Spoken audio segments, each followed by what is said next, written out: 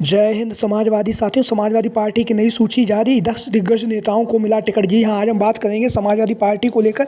जैसा कि आप लोगों को पता है, अब विधानसभा उपचुनाव का जो बिगुल है वो बज चुका है, जहां पर जो उत्तर प्रदेश में अब जब 10 सीटों पर विधानसभा उपचुनाव होगा, उसकी तैयारियों में समाजवादी पार्टी के राष्ट्रीय अध्यक्ष और हम सबके प्रिय नेता अखिलेश यादव जी लग चुके हैं। जहाँ पर अखिलेश यादव जी लगातार पार्टी कार्यालय में बैठक कर रहे हैं। बैठक करने के साथ साथ लगातार जनसंपर्क का कार्यक्रम भी जारी है और जनसंपर्क के साथ ही साथ लगातार जनता के मुद्दों को भी अखिलेश यादव जी उठा रहे हैं। और लगातार उत्तर प्रदेश में जो भारतीय जनता पार्टी की सरकार है, उस सरकार को हमलावर भी है। हमलावर होने के साथ साथ, जैसा कि आप लोगों को पता है, लोकसभा का जो चुनाव है वो संपन्न हो चुका है। लोकसभा के इस चुनाव में समाजवादी पार्टी के मुखिया अखिलेश यादव जी ने बेहतरीन प्रदर्शन किया है। समाजवादी पार्टी को देश की तीसरी सबसे बड़ी पार्टी बनाया और उत्तर प्रदेश की सबसे बड़ी पार्टी बनाकर अखिलेश यादव जी ने समाजवादी पार्टी का नेतृत्व किया है। और अपने नेतृत्व पर उठ रहे सवालों को भी अखिलेश यादव जी के द्वारा विराम लगा दिया गया है और अब अखिलेश यादव जी विधानसभा उपचुनाव की तैयारियों में लगे हुए हैं। जैसा कि आप लोगों को पता है, लोकसभा के चुनाव में समाजवादी पार्टी और भारतीय जनता पार्टी दोनों ने ही अपने 14 विधायकों को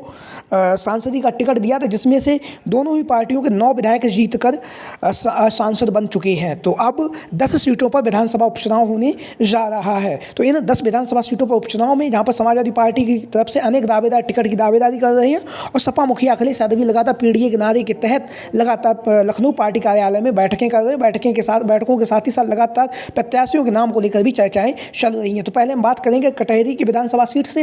जैसा कि आप लोगों को पता, लालजी वर्मा जी यहाँ से समाजवादी पार्टी के विधायक हुआ करते थे। लालजी वर्मा जी का यहाँ से वह कई बार विधायक रहे और उसके साथ ही साथ लालजी वर्मा जी ने 2022 के विधानसभा के चुनाव में कटहरी की विधानसभा सीट से चुनावी मैदान में उतरे और उन्होंने रिकॉर्ड मतों से यहाँ से जीत भी हासिल की है। जीत हासिल करने के बाद लोकसभा के चुनाव में अखिलेश यादव जी ने अम्बेडकर नगर की जो लोकसभा सीट है वहाँ से लालजी वर्मा जी को प्रत्याशी बनाया और लालजी वर्मा जी ने अम्बेडकर नगर की जो लोकसभा सीट है वहाँ से विजय श्री हासिल की और कटहरी की विधानसभा सीट से अपना इस्तीफा भी दे दिया। इस्तीफा देने के साथ ही साथ यहाँ पर विधानसभा उपचुनाव होना तय हो चुका है और इस विधानसभा उपचुनाव में समाजवादी पार्टी की तरफ से लालजी वर्मा जी की जो पत्नी है शोभावती वर्मा जी, उनको टिकट मिलना लगभग तय माना जा रहा है। वहीं पर लालजी वर्मा जी की जो पत्नी है या फिर उनकी जो पुत्री है छाया वर्मा जी, उन्हें भी टिकट की दावेदारी मानी जा रही है। तो लगातार समाजवादी पार्टी दिन रात प्रत्याशियों के नाम का लेकर चर्चाएं कर रही है। चर्चाओं के साथ ही साथ लगातार अखिलेश यादव जी स्वयं इन बैठकों में अपना भाग भी ले रहे हैं, अगुवाई भी कर रहे हैं। वहीं पर बात करेंगे अब हम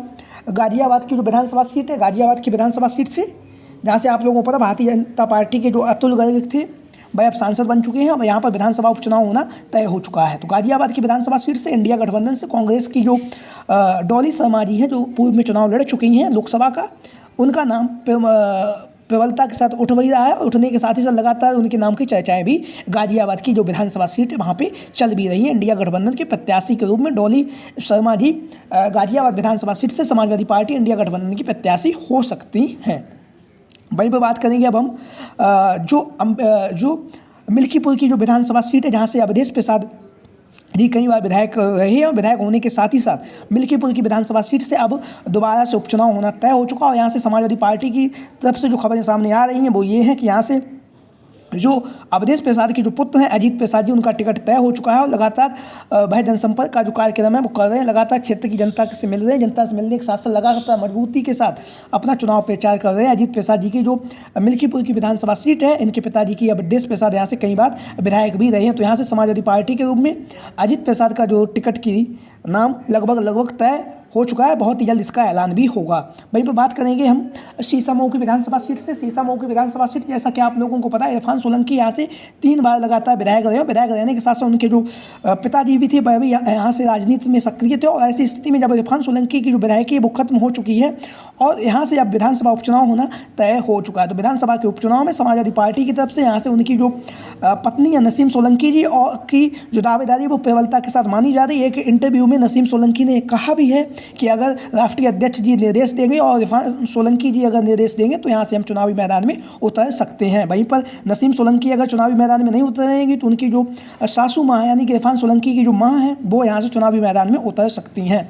वहीं पर हम बात करेंगे कहल की विधानसभा सीट से। कहल की विधानसभा सीट से, जहाँ से आप लोगों को पता है अखिलेश यादव जी विधायक हुआ करते थे और नेता प्रतिपक्ष भी हुआ करते थे, लेकिन अब अखिलेश यादव जी लोकसभा के कन्नौज से सांसद बन चुके हैं और ऐसी स्थिति में कहल की विधानसभा सीट खाली हो चुकी है और यहाँ से जो खबरें सामने आ रही वो ये हैं, तेज प्रताप यादव का टिकट तय हो चुका है और लगातार अखिलेश यादव जी ने निर्देश भी दे दिए हैं कि तो उसको ध्यान में रखते हुए तेज प्रताप यादव कहल की विधानसभा सीट पर धुआंधार तरीके से चुनाव प्रचार कर रहे हैं। लगातार जनता से मिल रहे हैं, जनता के बीच में पहुँच जनता की समस्याओं को सुन रहे हैं। लगातार जो चुनाव प्रचार का जो कार्यक्रम है वो कहल की विधानसभा सीट से तेज प्रताप यादव जी कर रहे हैं। तेज प्रताप यादव का टिकट लगभग तय माना जा रहा है। वहीं पर हम बात करेंगे मीरापुर की विधानसभा सीट को। मीरापुर की विधानसभा सीट से कादिर राणा, जैसा कि आप लोगों को पता है, पूर्व में सांसद भी रह चुके हैं और कादिर राणा लगातार जनसंपर्क का जो कार्यक्रम है वो चल रहा है और लगातार जनता की जो समस्याएं हैं उन समस्याओं को भी सुन रहे हैं और लगातार क्षेत्र भ्रमण का जो कार्यक्रम है वो कर रहे हैं और कादिर राणा मजबूती के साथ जो मीरापुर की जो विधानसभा सीट है वहाँ से अपनी दावेदारी भी कर रहे हैं और ऐसा माना जा रहा है कि कादिर राणा का जो टिकट है वो भी लगभग तय माना जा रहा है। बहुत ही जल्द इसका ऐलान सपा मुखिया अखिलेश यादव जी करेंगे। जैसे ही विधानसभा उपचुनाव की डेट आएगी उसके बाद अखिलेश यादव जी अपने पत्ते खोलेंगे और कादिर राणा का जो टिकट है वो लगभग तय माना जा रहा है मीरापुर की विधानसभा सीट से। वहीं पर हम बात करेंगे अब जो आगामी विधानसभा है, जैसा कि आप लोगों को पता है अलीगढ़ की खैर विधानसभा, तो अलीगढ़ की खैर की जो विधानसभा सीट है यहाँ से समाजवादी पार्टी की तरफ से अनेक दावेदार अपने टिकट के लिए दावेदारी कर रहे हैं और यहीं पर खबरें ये भी आ रही कि आरएलडी के जो पूर्व में यहाँ से चुनावी मैदान में उतर चुके हैं 2022 के चुनाव में सपा और आरएलडी के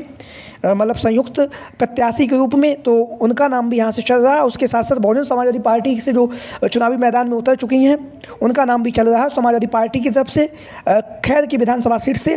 जैसा कि आप लोगों को पता है लक्ष्मी धनगर जी के नाम की भी चर्चाएँ चल रही हैं।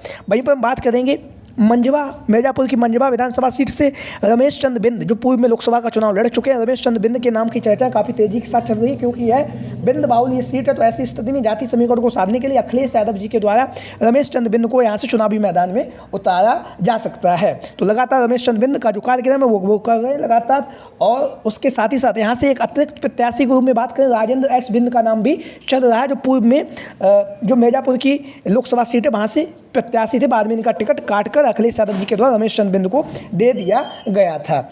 अब हम बात करेंगे जो आप देख रहे हैं फूलपुर की विधानसभा सीट को लेकर। फूलपुर की विधानसभा सीट से पूर्व में यहाँ से चुनावी मैदान में उतर चुके सिद्दीकी जी, जैसा कि आप लोग देख रहे हैं तस्वीरों के माध्यम से, बहुत ही कद्दावर नेता हैं, दिग्गज नेता हैं। फूलपुर की विधानसभा सीट से 2022 का जो चुनाव है वो चुनाव भी लड़ चुके हैं। आदरणीय सिद्दीकी जी की जो टिकट की दावेदारी है, इनकी टिकट की दावेदारी भी मानी जा रही है। लगातार जनसंपर्क का कार्यक्रम जारी है और जनसंपर्क के कार्यक्रम को जारी करने के साथ साथ लगातार मजबूती के साथ अपनी दावेदारी पेश भी कर रही है। वहीं पर हम बात करेंगे अब कुंदरकी की विधानसभा सीट से, जहां से आप लोगों को पता है जियाउर वर्ग रहमान 2022 में चुनावी मैदान में जीतते थे, लेकिन भाई अब संभल से सांसद बन चुके हैं। संभल में सांसद बनने के साथ साथ कुंदरकी की विधानसभा सीट पर उपचुनाव होना तय हो चुका और यहाँ से समाजवादी पार्टी से 2 बार के विधायक रह चुके मोहम्मद रिजवान का नाम प्रबलता के साथ चल रहा है और ऐसी खबरें आ रही हैं कि मोहम्मद रिजवान का जो टिकट है वो लगभग तय माना जा रहा है क्योंकि भाई यहाँ से 2 बार विधायक भी रह चुके हैं मोहम्मद रिजवान। कुंदरकी की विधानसभा सीट से समाजवादी पार्टी के संभावित प्रत्याशी के रूप में इनके नाम की चर्चाएँ काफ़ी तेजी के साथ चल रही हैं। तो आप लोगों की क्या राय है इन 10 संभावित उम्मीदवारों के बारे में जो विधानसभा उपचुनाव होने जा रहा है उसमें? तो आप लोगों की जो भी राय है सभी साथी कमेंट बॉक्स के माध्यम से अपनी राय जरूर दें। इसके साथ ही साथ जो भी साथी चैनल पर आज पहली बार आए हैं वो चैनल को सब्सक्राइब करें, वीडियो को लाइक करें। वीडियो को अंत तक देखने के लिए आप सभी का बहुत बहुत धन्यवाद एवं आभार। जय हिंद, जय भारत, जय समाजवाद, जय Akhilesh mission 2024। Thank you for watching this video. जय हिंद, जय भारत, जय समाजवाद, जय अखिलेश मिशन 2024।